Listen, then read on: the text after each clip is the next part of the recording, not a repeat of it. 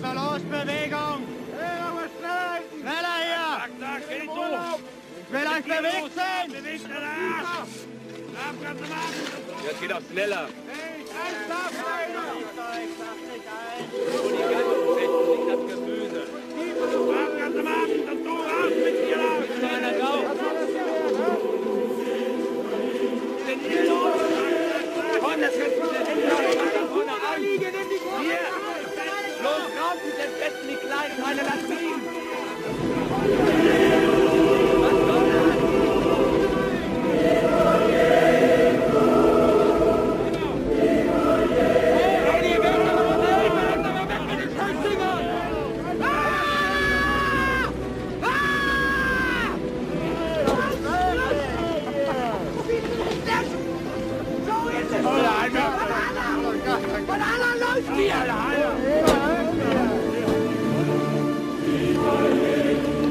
Can you believe this? As if I don't have enough to do, they come up with this. I have to find every rag buried up here and burn it. The party's over, Oscar. They're closing us down, sending everybody to Auschwitz. When? I don't know. As soon as I can arrange the shipment, maybe 30, 40 days, that would be fun.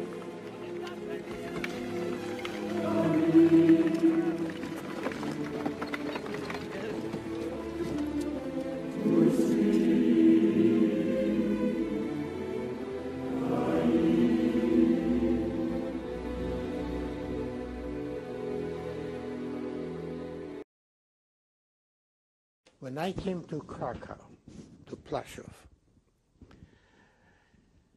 this was in 1944.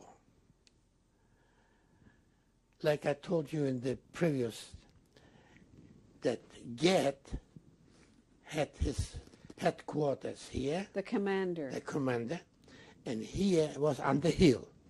And away from him, maybe 100 meters, maybe more, was barracks. This was the Maas Schusterei and the Maas Schneiderei. This is the custom.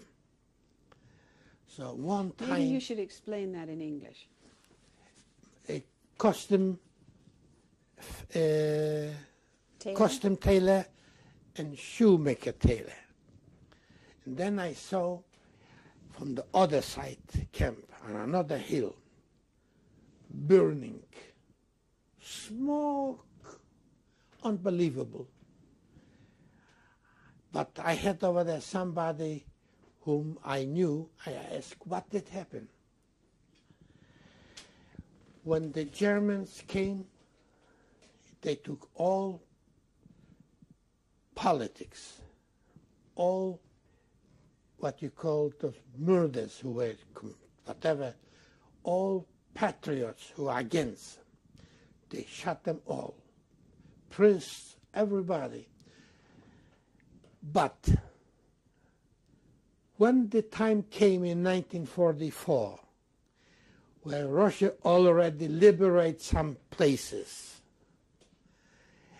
and the International Red Cross started to doubt what did happen, because that time the England and the United States start to press to find out what did happen. So in order to liquidate this case, the people in Krakow, they knew where they all got shot. They dig them all out, excavate, and they burned them. And this was what I remember like today. And then we saw a silver plane, very high. It must be English or American, I don't know who, or Russians, I don't know who, was circling around. I could see the plane about that size, like the glass. Yeah, this was Krakow. How long were you there? About 6 months, from June till January. And how did it compare to the ones you'd been in before? Oh, a much difference. How? Well, I mean, you were not afraid. And we're going to pick up with you in Plaszow. At the time when you are being evacuated or deported, did you know you were going to go on a march or a walk? What did they tell you? From Krakow? Yeah, we are marching. Because from Krakow to Auschwitz is about 15 or 16 kilometers. What did they tell you? Where did they tell you? We you are were going over there. Over? Yeah, to Birkenau, to Auschwitz or Birkenau, either of those two. Yeah, we are going there. We didn't know for what we are going, what we will do over there. We didn't know. We're just going. We knew that the Russians are pushing the Germans. And they were already, the SS was already packing stuff and running. So it was a chaos situation. And Sunday night, January the 14th, about 6 o'clock when it got dark. Now, the cities, they were all dark, not lit by street lights. And in that day, on January the 14th, 1944, about 2 o'clock or 2:30, came about 3 or 4 trucks, German trucks. And they stopped, and they came from a jail, from the prisoner, a big, famous known jail in Krakow. They called it Montelupa, I don't know what it is. And they let out about 3 or 4 people. They were Jewish. They might be were cut on false papers, or there was just in the last minute they got cut and they didn't want to shoot him, so they took him to the camp, to the Plaszow. So they went out, and the rest, they were not Jewish. They took them in that camp. It was like a little valley between 2 little hills. And we were there on the top, and we heard, and they shot them all, and then they burned them. Then, till we have to go back home about 4 o'clock, 4:30, there was just big smoke. But there were no Jewish, there was just Gentiles. I was in this Plaszow camp as I worked in the kitchen, as I mentioned to you. One morning, about 4 o'clock, when I come in, I saw the guards on the top with a machine gun. And I just wondered what they're going to do with machine gun there, because usual was a guard, but no machine guns, just a rifle standing there. And they took 60 girls, which I counted myself, 60 girls. There was novicius, nuns, from convent, all shaved heads, the tunic, black tunic, and they start to claim of this hill. They call this hill Huyova Gurka. And I just wonder what they're doing there, what they're walking there for. And a few minutes later, the machine gun. 5 minutes, there was not one alive. All shot. Even one was still breathing, and I just tried to get to her because she was waning, and I saw the blood start to go from her mouth. I said, maybe I can help her, because the machine gun guy left. And the chap would work with me. He says, listen, don't go there because they shoot you like a dog. But till I start to go there, she already had fell down, and so I knew she's a goner. We found out about 3 days later, because then they call another, this people, what was there in camp, to take the bodies away. They put a white things around and took the bodies away on a truck. What they done with it, I don't know.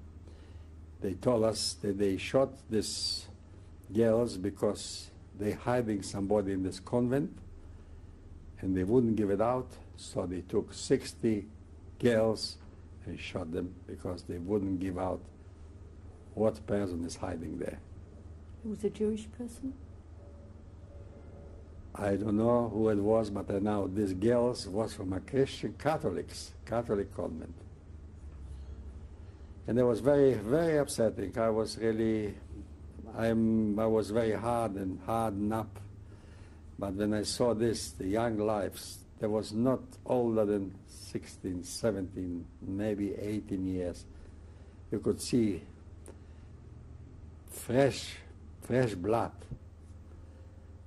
And some even, when they climb up, and they shot her, the poor girl, I think the first hit, she just couldn't roll. She tried to run away. She was diving down, but she was dead already. But there was shooting, just not aiming, just like this. 5 minutes. Without stop. So they still had time to make a liquidation of the concentration camp. So how they liquidated the concentration camp? They make transports. A lot of them went to Auschwitz. A lot of them out of Plaszow. From Plaszow. Young people. On trains? On trains, they went to Auschwitz, and a lot of them, like myself, they used to take us also in these wagons. We were maybe, I would say, 1,000. I don't remember, I don't know exactly how many, but in the wagon I was about 100 people. They used to take us, and we went, instead of going to Auschwitz, to the extermination camp, they took us like to Germany. But before we did that, when the Russians were coming so close, they made us dig up the bodies there. There was thousands of them. The bodies from the Krakow ghetto? Not only from the ghetto, there was different people. There was always shooting going on over there every day. They were bringing people, they were shooting them over there. So they make us, we used to build, we used to put the bodies on wood, and we used to put gasoline, and we used to burn them.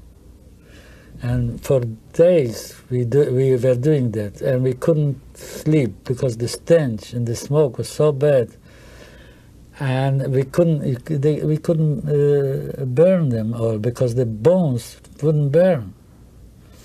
So they tried to hide the evidence, how many people they killed in that particular concentration camp.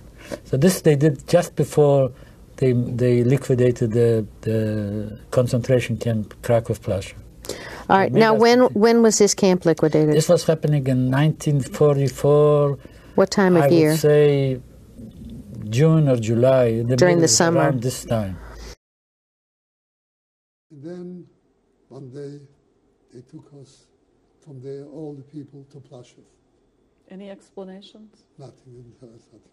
What did you think it meant? I don't know, just I know where we were going, but then we came, it's Plaszow.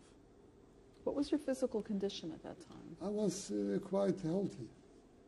Even though I starved in Mielec for 7 months. I was healthy. What did you see when you got to Plaszow?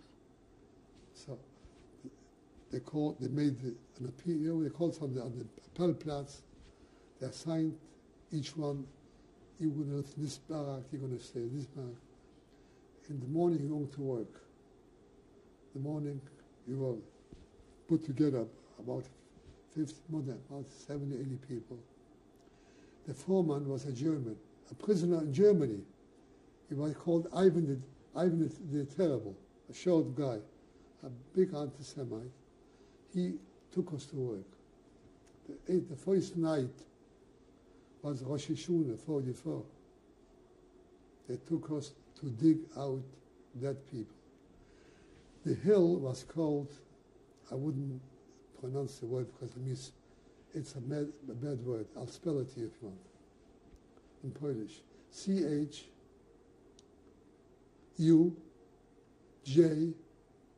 G-O-W-A, Górka. Górka means in Polish a hill. Górka is G-U-R-G-A. The first word is a not nice word to say, so that's how I spelled it, Górka. This was a big mountain, and since 1940, they kept shooting they were buried there. They were all the way down. We had to go dig them out. How many of you were there to do this work? We did about 60 people work at night. What was your reaction when you first got there? Terrible. Because unbelievable. They gave us special liquid to drink because the smell was awful. What was the liquid? It's called bouillon, B-U-L-I-O-N, remember. That took away that smell. You could see they were put platforms. You were standing here. One was lower down a platform. In that they gave the bodies, each one tilted the top. And then we took the body, put them big place and we put them on the place. We put the stuff, the wood. In the morning, 6 o'clock came the SS man. We poured gasoline. Who would do that? We. And we went to this I kept working for 6 weeks. Night shift. There was day and night working by those bodies. How many bodies do you think you had to dig up? Oh, a few thousands. Sure. What was the condition of the bodies at that point? There were lines. If they were shot one after the other, the body was you could recognize bodies. But many were not one after the other. In the oil, you couldn't recognize bodies. So he pulled out a foot. It's terrible. It's undescribable. I tell you one thing: a human being could become an animal, because I can see a person cut his finger, I can take it, but they didn't bother you. After a while, this is it. No reaction. It's unbelievable what a human being can become. Circumstances could bring a person to be an animal. And we worked on this. I didn't know about Schindler nothing at that time. But in October... So go back, please, in Plaszow. Plaszow, we had food. One thing, I didn't starve there. What did you eat? Also a piece of bread, we had soup. And the Polish people brought... I had no money in Plaszow, but I didn't remember that I should starve there. So I remember I had bread. People gave me the friends there, because they had to, because many people took out the golden crowns from them and they sold it in Polish. They had money. So they had enough bread, they had enough money to buy bread and other things. So it seems I don't remember exactly, but I remember I didn't starve in Plaszow. I had bread. Gert wasn't in Plaszow at that time when I came, because he was taken out. Who was there? Who was in charge? I don't remember. Miller was.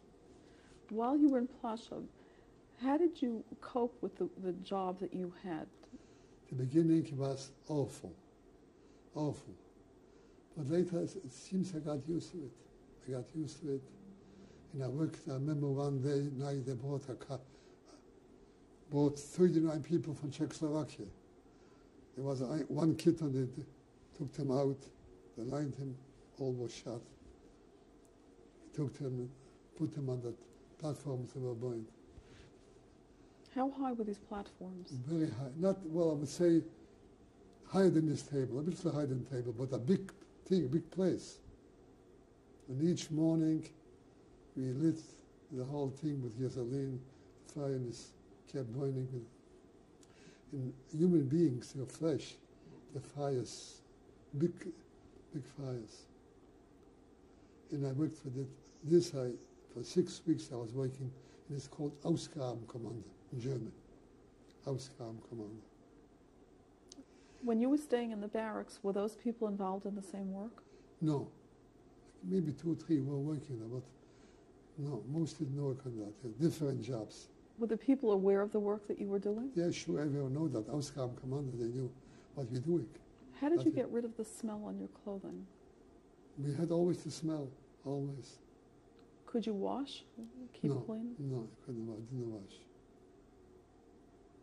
No, you had always wearing that thing, and I was this kept working 6 weeks. I worked on this Ausgabenkommando at nights. Were you able to daven during the day? At night, maybe sometimes I was standing on the platform to collect a body, I would say a prayer. Did you ever come across anyone you knew? One man I knew that from my town. He's alive here. He's still living. I knew him. He was older than I. Also was working the same job that I did as with the Ausgabenkommando. But then each one took care of himself. He had maybe done it. Except if you were as a brother or cousin, he helped you out. But otherwise, and we knew that each day goes by, tomorrow might be shot dead. We lived just by the day. Today I'm living. Tomorrow I might be dead. Did you talk when you were worked? Yes, because I spoke to the guy that was under me, the next platform, and we were talking. But this Ivan the Terrible, he went around, looked how we doing, he watched us. So then, in October the 14th, 15th, 14th, we were called out, everyone, were taken to the transport, the wagons, the cattle wagons, put on this. I didn't know at that time we were going. I didn't know about Schindler. But later on we came to Großhausen.